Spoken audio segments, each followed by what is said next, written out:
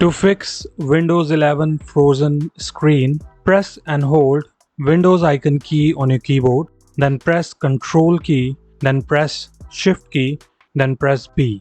You will hear a sound from your PC or laptop. This will reset the graphic card driver, then check if it works. If not, then right-click on Start, select Device Manager, expand Display Adapter.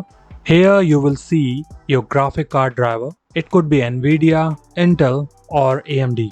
Simply right-click, select Uninstall device.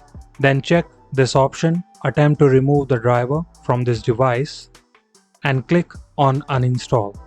After uninstall, simply restart your PC because Windows will automatically install the driver on your PC.